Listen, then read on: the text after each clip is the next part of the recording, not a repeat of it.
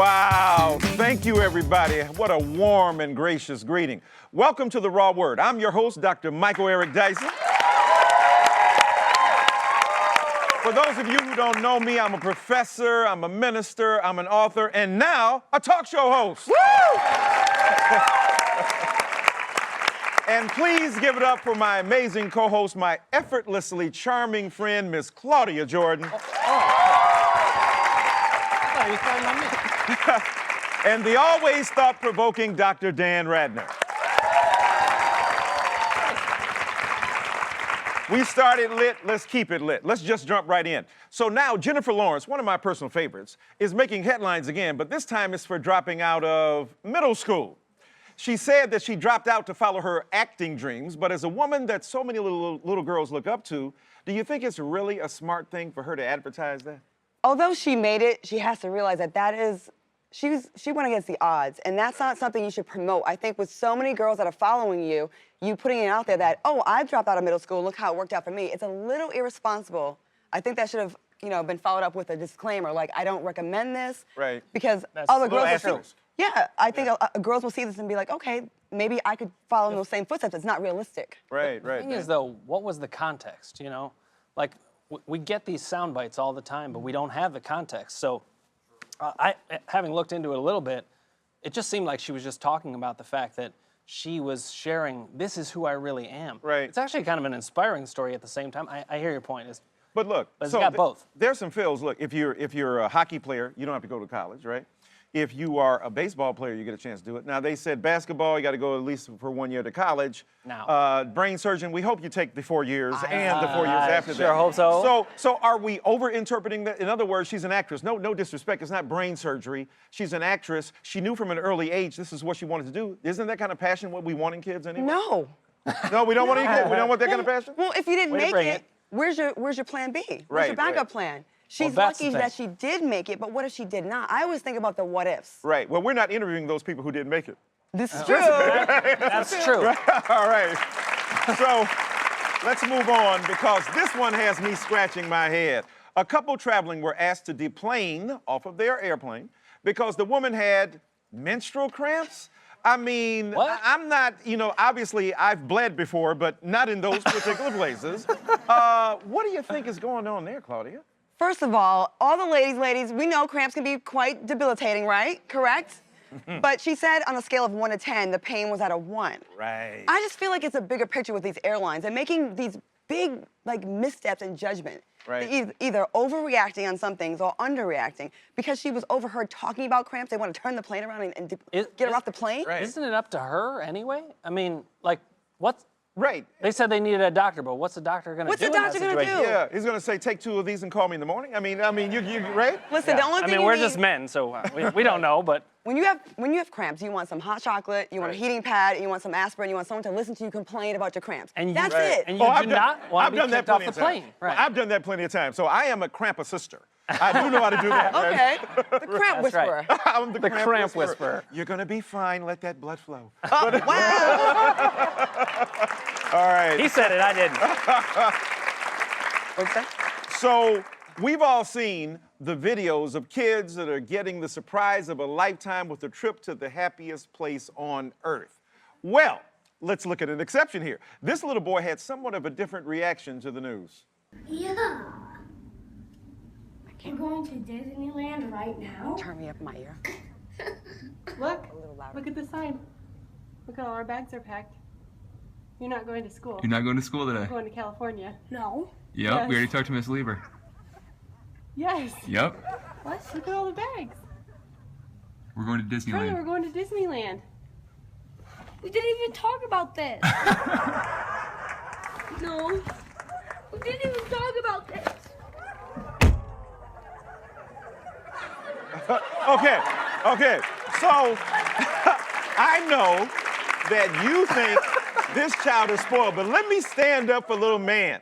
As a professor myself, he wants to get his lesson done, and Disney World will not intervene upon the educational process. Okay, I'm tripping, but I'm trying to make up for the little kid, because what do you think here? I think white privilege. Well, yeah. If that was a black mama, first of all, he would got his little butt whipped. Like, how dare you waste my hard-earned money on Disneyland talking about you don't want to go. Like, you get your butt in the car, we're going to Disneyland. Yeah, what do you think about All that? right, you're definitely right about that. Please speak on white privilege. I can speak a lot on white privilege. It exists, but I'm going to play devil's advocate here. Right.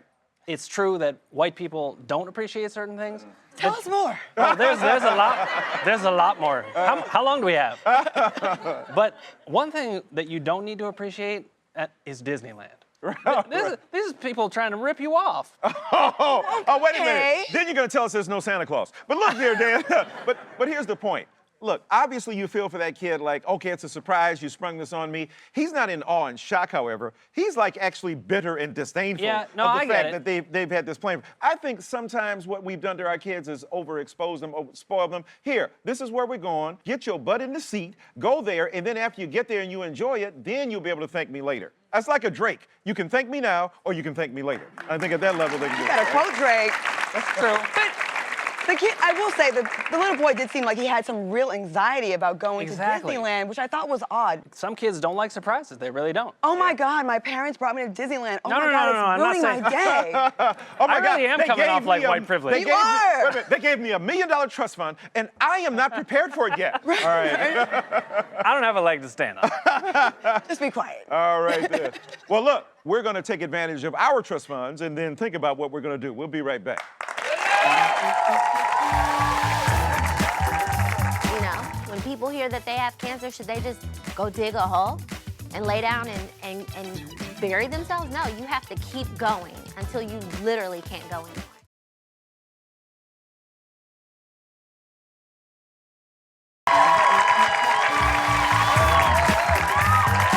Welcome back to The Raw Word. Now, ladies, I know you remember that video that went viral for its unbelievable no smudge lipstick. Well, the makeup mogul behind the brand has a story as multidimensional as her cosmetic line. Growing up, Cashmere always had the entrepreneurial spirit. At just 14 years old, she pitched her first business plan to a local hospital in her hometown of South Bend, Indiana. Driven by her determination to succeed, even becoming pregnant at just 16 years old couldn't stop her from following her dreams. And that was probably one of the most challenging things I would say for me was how do you put them in the best position to perform the best throughout life and still pursue your own goals? Creator, innovator, supermom. Cashmere started her own beauty line at just 26 years old to make life better for her and her daughter. She was living her dream until she received the worst news any woman could ever receive: breast cancer. After you go through something like that and you're told that you have cancer and your life kind of changes, my body image changed. There's a part of you that still feels haunted by that, but you've pretty much overcome it and you want to claim that you've overcome it, but you're afraid because cancer is cancer. Please welcome Cashmere Nicole. You really are a real-life superwoman. Please tell us how you did it. Oh my goodness, just one foot in front of the other. That's it. But that sounds so easy, but I know it couldn't have been easy.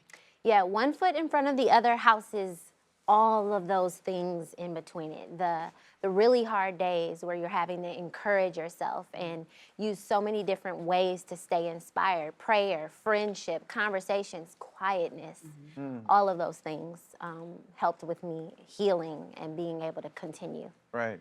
So that beauty bakery is a cute and fun name. How'd you come up with that? Well, it was a combination of things. First, ran into a cute gourmet shop, my love for pastries, and my long love for entrepreneurship. I started one of my first companies at like 12 years old, and I'd always been an entrepreneur, so it was just maybe the marriage of arts and business and things that I had passion about for years. So speaking of sweets, you had a sweet baby girl as a teen. Yes. But yet you still found time to create a business, so that kind of shows us no excuses, really. there aren't any. You know, when you look at your child, you're saying, I'm responsible for how this whole thing's gonna play out for them. And if I want it to turn out well, I have to contribute. I have to give a true effort. And, you know, I had to make sure that I gave her that. And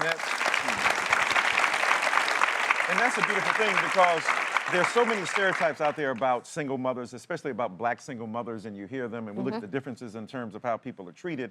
So what gave you the inspiration to really want to make sure, because you've said it a couple times now, to make sure that your daughters, that your children, that they were taken care of? I didn't want her to live the way I lived. I didn't want her to struggle. So I thought, someone's got to put in the hard work, and I can point the blame in many places, but I can point the blame at myself and start here and create change here with myself. When I was going through the notes and reading your story, it just touched me, because, you know, a lot of times you think of people with adversity, and to, you know, have all that on your back and to still get up every day. Speak on that and how that affected you every day.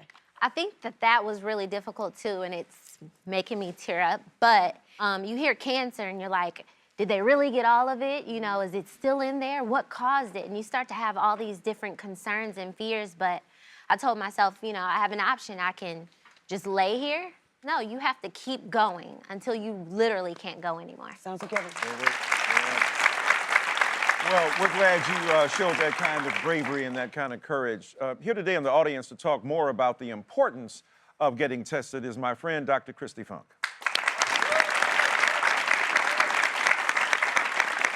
So, Dr. Funk, studies have shown that of African-American women in particular who are diagnosed, they have a 19.1 mortality rate. As if dealing with the vagaries and changes of society as a black person not enough, then you got that on top of it. Tell us why that is the case and what that disparity says and how you treat it. Right. It is true that blacks have a 30% increase in mortality relative to whites, and the reasons are multifactorial. So one of them is that blacks are much more likely to be diagnosed at later stages, and obviously stages 3 and 4 have higher death rates than stages 1 and 2. But when you first think, well, maybe that's because of socioeconomic status, lack of insurance, lack of access to timely, high-quality health care, when you control for that in studies, they still die more. So then we started looking at maybe it's the biology. And it's also true that blacks are more likely to be younger when diagnosed, median age 58 versus 62. And they're more likely to be diagnosed with a very aggressive, highly fatal subtype of breast cancer called triple negative, 20% versus 12%. When you control for that, they still die more. So then we started looking at maybe other lifestyle factors, and it's true that blacks are 50% more likely to be obese than whites and 60% more likely to be diabetic. And both of those diseases and illnesses contribute to breast cancer mortality, but that's not the total answer. Well, they seem to be, right, circular, because on one hand, if you're living in a highly impoverished condition, where you're living in a neighborhood where you get higher content sugar in the cereal, and the meat is far worse, so what happens, you get damned by the economic conditions, it leads to physical changes, and those physical changes reinforce the kind of predisposition to have the kind of diseases that hurt us in the long run. What would you say, like, what would be some early signs of breast cancer that African-American women, actually women in general, need to look out for? You need to look and you need to feel. So you're feeling for a new lump or a focal pain that's in one spot of the breast and not a mirror image in the other that doesn't come and go with your menstrual cycle. So get that checked out, a new lump. Then look in the mirror. If you see that one breast is suddenly bigger or changing shape than the other, if the skin is suddenly kind of thickening or red or kind of has this orangish hue to it, that's worrisome. And then check your nipples out, okay? So whatever direction they were pointing before, they should always point. So if your nipples are out, they should stay out and not flatten or invert. And then nipples should never look crusty with flaking, cracking, and bleeding. And if you ever do have discharge, you never want to see spontaneous discharge that comes out all by itself, staining the inside of your bra cup or nightgown, or any discharge, whether you squeeze it or it just comes out, that is bloody or clear like water. Well, Dr. Funk, you've given us some serious biological and physiological information that's critical, but you know what she did also? She helped me understand what Justin Timberlake was trying to do after all. Okay. Trying to figure out if Janet was all right. Oh, wow. If you or someone you know is going through breast cancer, please check out Dr. Funk's book, Breasts, The Owner's Manual.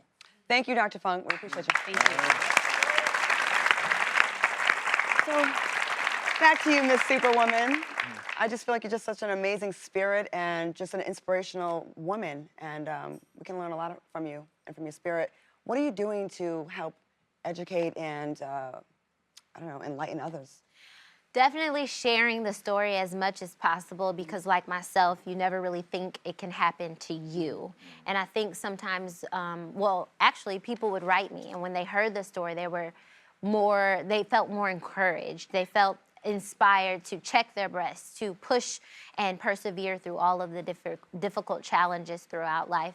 Another thing that I like to do is to go on GoFundMe, look for anyone going through any type of challenge. It's normally breast cancer, but it's any type of thing.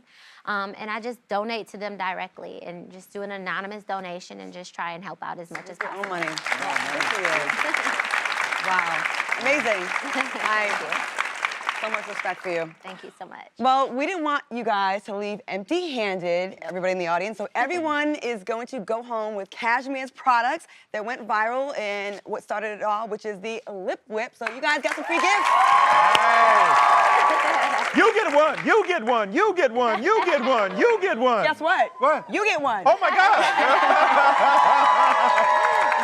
Girl, I need that lip whip right now. Get those lips together. And let me tell you something else. You are so articulate, you're so smart, you're so gorgeous, and you're such a survivor. You need to write your own book. I think that's in order next, Yes. all right?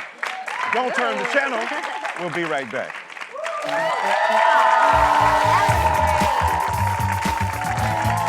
Can I do it? Please, put it in We your would mouth. love to I think we see. need to see it. Put it in your mouth. Oh. There's the surprise factor. Oh, wow. Wow.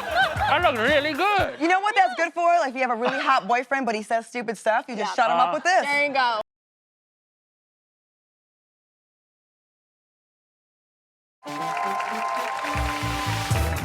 Welcome back to the Raw Word. Now, have you guys ever watched those late night infomercials advertising some of those crazy products and wonder, what the heck is that? Well, today, my friend Christina Morelli, beauty expert and makeup artist, is here to show us a few products that will make us say, what the heck is that? Let's check out our first product. Yes, Okay. let's check it out. All right, Claudia, so this one is something that is a little interesting. I like to say it's a surprise in terms of how it looks on the face. It's actually a facial toner. A facial toner. Get it or not? Yeah. Do you believe that, Dr. Dan? Would you think that's a facial toner? I looked at it, it looked like something that would be like a lip stretcher. Right? A No. lip stretcher. You know, like guys don't understand these things. I just was like, Yeah. that's just like you put it in your mouth. So get this, you do put it in your mouth. Oh, You do, and you look a little surprised while you do it. And you wear it for 3 minutes, and it's supposed to tone the cheek area. So you put this on your mouth and it was stretches your mouth? Yeah, it's... Can I do it? Go, please. Please, put it in your mouth. We would love to I think we see. need to see this. Put it in your mouth. There's the surprise factor. Oh, wow. Wow. That looks really good. You know what that's good for? Like if you have a really hot boyfriend, but he says stupid stuff, you just shut him up with this. There you go. That is Yeah, the most exactly. ridiculous thing I ever seen. Perfect. But honestly, I'm still talking. it looks a little crazy. It definitely looks It a little does. crazy, but Can I take it out? yeah, I think you can. 3 minutes is what's recommended, but I think I think I noticed some toning already I in feel the some face. stretched lips. Yeah, I recommend Wow. it. Yeah, I think it's cool. It's weird, but it's cool. That was surprising. All right. All right, Next one we've got. Ooh, Oh, I know what this is. what do you think it is? What? It is a vaginal egg. A vaginal egg. Yeah. I was gonna basically say that, but I was like, I'm gonna leave that to Claudia. So these are to, you can do an exercise and you Yeah. can tighten up, I guess you'd Right, say? right. Yes, it's supposed to enhance the environment. I'm not down gonna there. try this one on. No, I don't think I'd recommend it for you. No, not so much. And I mean, to be honest with you, I get the concept of it, but if you're looking to enhance and tighten the area down there, just do good old-fashioned Kegels. Right. We can do them right here, standing here, you know? Or maybe slow down your weekend. Yeah. Slow it down a little, take a break. Yeah, take a break. Are these Kegel at healthy? home. Are these healthy? I don't think they're very sanitary, no. Yeah. And if you think about it, how do you wear it exactly? It just Dr. looks Dan, would you uncomfortable. like to? I had the same question. How do you wear it? So there's different sizes. Yes, there's different sizes, of course, based on, your personal needs. Good girl. Yes, bad girl. Yeah. Okay, we'll leave that alone. Yeah. Wow. So, You really just broke it do out here. Kegels. Yeah, I right. think that's a mess. So these are all surprises to me. I Yes. don't know what's coming. And we did not discuss this. No, He has, did not. Dan has No. no idea about this stuff. This is just like our kind of little thing. I love it. Next up, we've got. Ooh, so this, what do you think this is, Dr. Dan? What? Can I take it out and look at it? You can take it out and look at it if you'd like to. Would you? This seems like it's something makeup related to me. Definitely. No, shoes. Yeah. Shoes. No. No, not makeup. Not quite. All right, I had it No. right the first time. I should have just kept my mouth shut. It is a camel toe guard. Because I I'm cannot not gonna try this stand- one on either. I cannot stand when I see a girl with some thin yoga pants on, and she knows what she's doing. Yes. Yanks them up, and I'm Yeah. like, oh, we don't need to see all that. No. Here, just Keep it carry at around home. with you. You can be like, here, Yeah. try this on. Is that Community service. There you Listen, go. right. is that offensive though? If I'm like, sister girl. No, you know what? As women, we need to help each other out should a look little out for bit. each Yeah, other. we Stick should look together. out for one another. You stick together. As The a guys man- aren't gonna do it for you. No. As a man, camel toes, that's sexy or not sexy? Wow. Audience, I did not sexy, expect to have not that sexy. question on this show. No? No. So it seems like it's 50-50. It seems like the guys think it's hot, but the girls are like, girl, stop. It's too much. Yeah, it's a little too much for me. And you know what I mean? I think it depends. on Wait, the so how does situation. it just goes Yeah. like you just So- cover the thingy? Yes, you can wear it on the interior, exterior of your panties. And you know what? I like the concept. It is a real problem that most women suffer with. But I gotta be honest, you can go to the drugstore, pick up a pair of panty liners, and it'll do the exact same thing. Or don't buy those cheap leggings? No, yep, there you go. Okay. Or All just All right, be self-aware. I want to see what this big one is. Oh, this is my favorite. You have really been delivering on this. So Yes. I got to see what's in this. Oh. What do we think What? this is? More devices to put in. Yes. It's, these are cool. So, would you believe, now if you take this rubber band off, that's not part of it actually, that's to hold it together. There's another little clue. Oh, yes. Would you believe that this goes in your mouth and it's actually a facial strengthener? Would you like to try this, Dr. Jan? We're going to put more things in mouth? Well, yeah. I've had my share, I think. Okay, We got to look at what's in here. okay. All right, well, this tones the muscles just like the first Here, product. I'll try it on, but let's move on to this. All right, I think it's pretty cool. Looks like a flapping bird a little bit. There you go. Okay. All right. Better than the red lips. That was frightening. Last one. Well, this one I actually have some self-explanatory. understanding of, I think. Okay. Yeah. This is an emergency bra. Yes. But why is it an emergency? So get Yeah, this. what's the emergency? It can actually turn into a gas mask if need be. A gas mask. Yeah. And you know, I gotta say, I think this is really brilliant. In the times that we live in, ladies, Yes. it's scary out there. You Right. never know what you can encounter, and you just simply pop it off, wear it as a mask, and you're good to go. When you're in a really sexy war, yeah, yeah. this is what you need. Yeah. Cover your mouth with this. All right. Maybe role Doing a lot play. of covering my mouth so far. Is there something wrong with my mouth? So you're sexy 1 minute, and next minute you're like, okay, tear gas. Yeah, exactly. Save your life. Amazing stuff. It's perfect for multitask. I love that. You definitely succeeded in surprising us. Well, thank you to our beauty influencer, Christine Morelli. Well, stay with us. We'll be right back. To collect phone calls. How do you see the kids? How do the parents get out and the loved ones get out to where you're going? The prohibitive cost of it, to put money on a card to be able to do it. So not only is it demoralizing in terms of the person's personal experience, but it also challenges the economic infrastructure of families who don't have enough resources sometimes to get to their loved ones.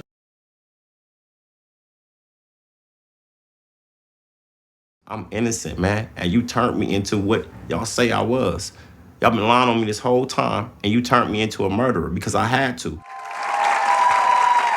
That moment is from a very powerful film, Survivor's Guide to Prison. Prison, let's think about that word.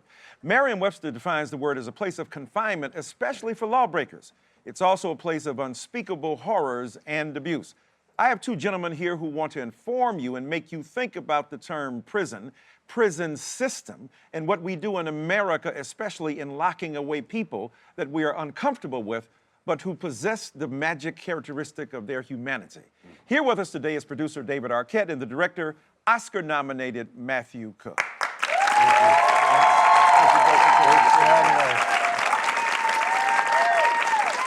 Well, you know, as with the rest of America, we admire you so much, both of you, for your incredible gifts.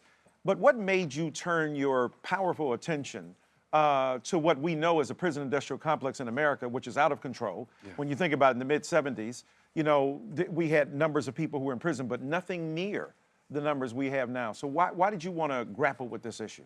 I mean, I feel like that question, it's sort of like asking somebody, you were walking by a burning house. It was raging, it was on fire, and what made you call the fire department? When people were dying inside. Yeah, You know exactly. what I mean, we have an out-of-control system. Yeah. We spend $80 billion a year on something that does not work. Right. 80% of the people who go into state prison, and that's where the majority of people go when they go to prison in the United States, go back within 5 years. Recidivism. That's an 80% failure rate. Well, David, you actually taught in prisons, you know, and here you are, world-famous actor, an incredibly well-regarded celebrity, and yet you've leveraged that celebrity for some good causes. Tell us about personally, existentially, what happened to you to make you kind of interested in this project and interested in prisons. Well, I got approached by the Sundance Channel to go into San Quentin and teach an acting class. And it really opened my mind to, my eyes to what was going on in there. I saw people in there that they're victims of abuse, you know, a majority of them. And they came from a hard life and you know, suffered so bad and were so wounded. And then their way of fighting back was, you know, led them to where they ended up. Right. Well, and that's part of the problem that people don't understand. They think, hey, you did a crime, do the time, but when you think that a lot of people who are innocent are there, that depending upon a system of prosecutors, and my God, you end up getting the justice you pay for. But it seems that your film at least shines a powerful light on an issue that is not just personally, you did a crime, you did the time, but systemic. A lot of people who are predictable don't have access to resources like that. So I think we've come to a point where we're thinking about this in a real binary way. If somebody does something wrong, they deserve to be punished. Right. And we think of the prison system as being as natural as the rising and the setting of the sun. Right. But it's not normal. This is, if you go back hundreds of years ago, we would cut people's heads off or their hands off if they did something wrong. And the next step forward, the next evolutionary step was prisons. Right. Well, it doesn't work. It's barbaric. It doesn't heal victims of crime. It doesn't increase harmony. It's not justice. Right.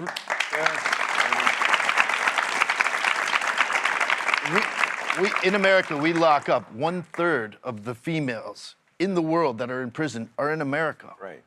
And there's 2.7 million children that have a parent in prison. 80% of the women in prison are mothers. Yes. So it's really like now it's attacking our whole family system and dynamic. And these communities are getting destroyed. And where do kids go when they like feel alone? They look for someone in their neighborhood just gonna stick up for them. They're getting the wrong sort of. Oh man. You know. No, you're absolutely right. Look, I got a brother who's been in prison, right? I've got a brother who's been in prison for 29 years. To collect phone calls. How do you see the kids? How do the parents get out and the loved ones get out to where you're going? The prohibitive cost of it, to put money on a card to be able to do it. So not only is it demoralizing in terms of the person's personal experience, but it also challenges the economic infrastructure of families who don't have enough resources sometimes to get to their loved ones. Look, this prison industrial complex only reproduces the virtue of capital. Some people go to jail, some people don't. Some people get away with crime, some don't. So let's look here. The prison system is absolutely a story to tell. And we know that this tremendous film that you've produced is the one to tell it. So let's check it out right now. I wasn't in San Quentin a week, and I watched a man die right next to me. I'm on my bunk and I'm listening to it and I'm thinking, damn, ain't somebody gonna come help this dude? Don't blindly trust authority figures. Be ready to stand your ground. You're gonna need money. Pray for a miracle. They take a bad situation and they usually make it much worse. I'm sorry. And you guys, you got my man Ice-T in there. You've got my man Quincy Jones in there. Yeah. You've got Jesse Williams, who's been on the front line as an artist and producer on activist, it. right? So tell us how you got all these people involved in, and what you hope the effect of having such, bold name, bold-face names involved there. It wasn't that hard once David Arquette started calling everybody on the phone. Right. We really did ask for favors, and a lot of the people that joined in were directly affected by it. Danny Trejo, who's also an executive producer on the film, he had a family member that was wrongly accused, went away for a long time, just got out, and really wanted to speak up, wanted to do something. He's a perfect example. Years and years ago, he'd gone away to prison, and he's gotten out. He turned his life around. He's just this, incredible member of society. Everyone loves him. He's doing restaurants, Trejo's Tacos out there. Right. And you know, before we let you go, it's important you show a black guy, you show a white guy, you show that this issue is so complicated, and then even though we know at certain levels it transcends those kind of race and ethnicity questions, but it also rests upon inequalities and injustices that we have to straightforwardly address. And I thank you both for having the courage to say it and to name it and to address it directly. All right? So you all have to check out Survivor's Guide to Prison. It's in select theaters and on digital download now. I want to thank David and Matthew for being here and for bringing such a powerful message and such illuminating discourse to the problem. We'll be right back.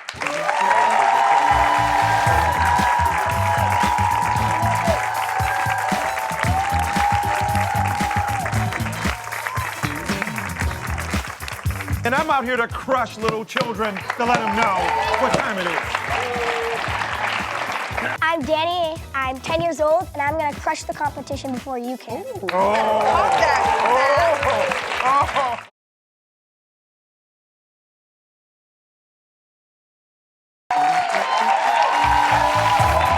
back and it's time to shake things up a bit. Now we have our two fearless hosts, Dr. Dyson and Dr. Dan, ready to face off against their formidable opponents, Danny and Kennedy.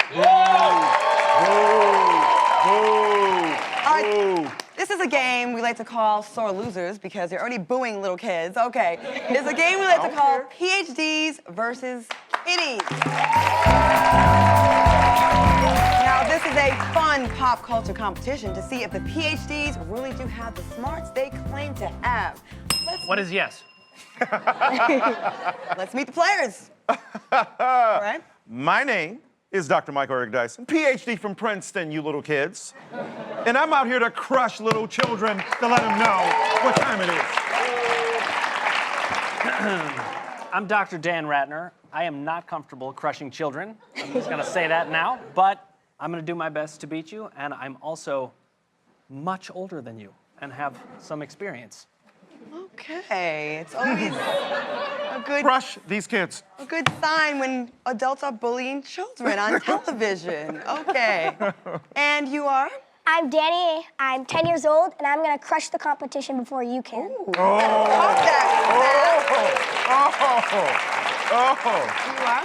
I'm Kennedy, and I'm 10 years old, and we miss Obama so much. We want you back, bro. Just because of that, I'm gonna let you win. Okay. All right, let's talk about the gameplay. There are two separate categories and a final round serving as the all or nothing round. Each player can ring the bell as soon as I start the question. However, if your team gets the question wrong, the opposing team will have the opportunity to answer it correctly. The team with the most points wins. Are we ready to play, little kiddies? Yes. Are we ready to play? Go. So-called geniuses? Let's go. Y'all ready? What? That's what I'm saying. That's what we do. Oh, Lord. Anita Ward, we can ring your bell. Oh, God. All right, the first round. I'm sorry. The first round is history, and our answers are worth 1 point. Okay, here we go. What year was the first iPad released? Was it 2006, 2010, or 2008? Ooh, it's a tie. Tie goes to the kids.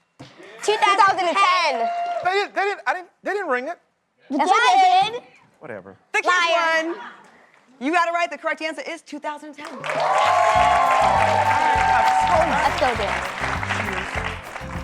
Question number 2. Approximately 300 million years ago, what was the name given to the supercontinent that was made up of our current continents? Dr. Dyson? That was Dr. Dan. Oh, Dr. Dan? Pangea. And that's not a restaurant. Thank you. Yes. You are correct. Yay! Beat the kids! Beat the kids! Question 3. What year was President Obama born?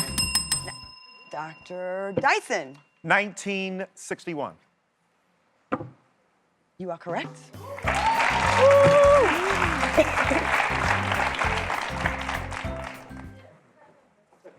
Hey, what's going on over there? Yeah, cheaters. You got the fix in. Okay. No, I just gave them some words of encouragement. Oh, all right. Yeah. All right. They call that bribery. What words, what? of encouragement. All right. Question 4. What was the last U.S. city to hold the Winter Olympics in 2002? Salt Lake City. Oh my God, amazing, yes. Oh my God! You cheated! Oh my God! No, they're just smart. I'm sure they're just smart. I'm smart, I know things. All right, now it's time for the entertainment round. Y'all ready? Yes. We are ready. Y'all ready? We are ready. Let's go, okay. Question 1. Who is the oldest Kardashian sister? Courtney. Correct. I was gonna lose that one. All right, now, question 2. How many championship rings does LeBron James, Dr. Dyson with the aggressive bell ring? That was Dan actually because me. he is a native of Cleveland, Ohio. How many does he have? Well, he's got 1 with Cleveland, but 3 total. Correct. I had to answer the LeBron question. That's right, LeBron. Question 3. Please show me how to whip and then how to nay-nay.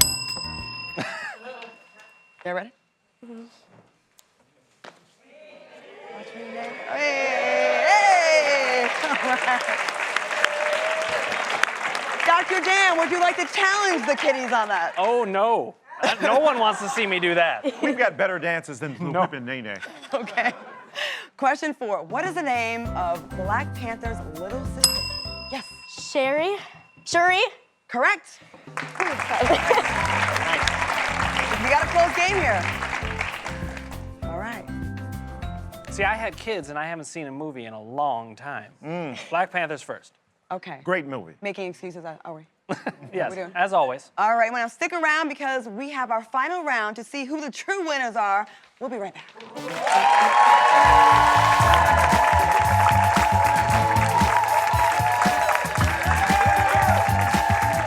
See, you just said Dr. Dan was the nice one, meaning Dr. Dyson is the mean one? Yeah. Yeah. That sounds right.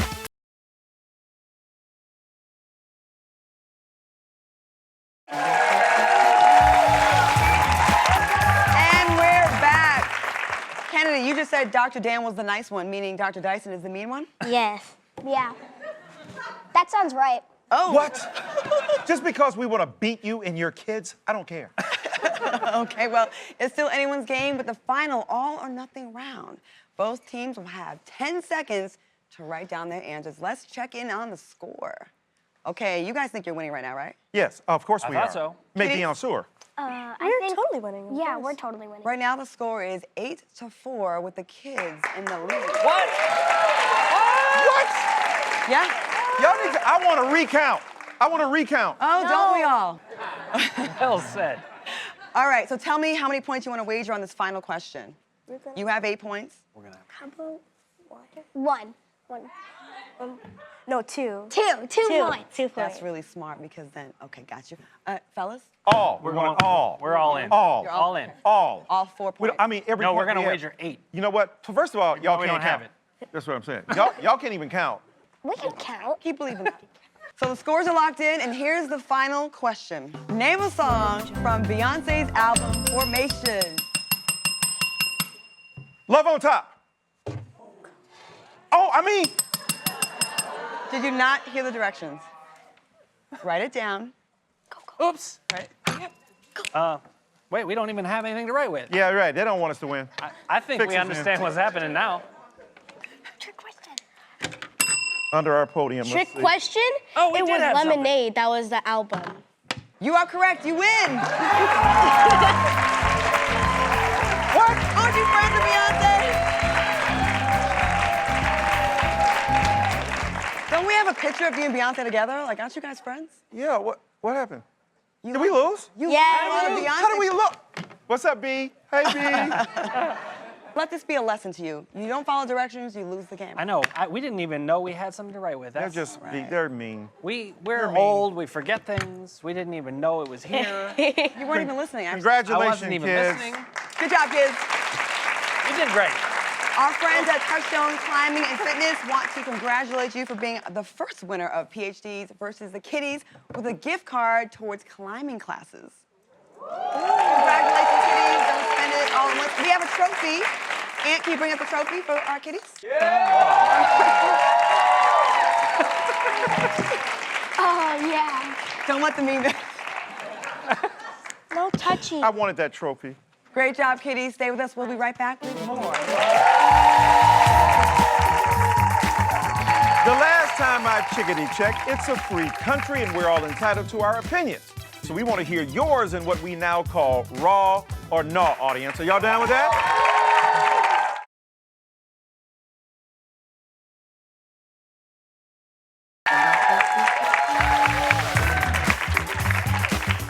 Last time I chickadee checked. Oh. Killing my word. Right? I don't know what happened You're there. supposed to drop a hot 16. I was gonna do it. Wow. When the rim is in the system, ain't no telling. The last time I chickadee checked, it's a free country and we're all entitled to our opinions. So we want to hear yours in what we now call raw or naw, audience. Are y'all down with that? All right. Do you have your paddles to help weigh in?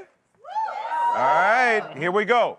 So Swedish scientists are using artificial intelligence to build androids that are conscious copies of deceased relatives. Your Aunt Martha is in the grave. Now Aunt Martha gets resurrected through artificial intelligence. What do you say? Absolutely not. Is this ethical? Bringing back somebody from the dead once they dead and then they want to be dead and they want to die and they want to stay there and then you're going to resurrect them? What do y'all think about that? I mean, maybe not some of my relatives, but I would bring back like Tupac and Biggie. Yeah, no doubt about that. How about you, Dan? See, I'd bring back my dog, but I would not bring back a human being because, you know, We've seen those movies. Audience, what do you think about that? Nah. Glad we put that to bed and let it go to the grave. I want to thank all of my guests today and viewers for hanging with us. You mean the world to us. Make sure you head over to therawword.com for more information on today's show. Thank you so very much. Goodbye. God bless.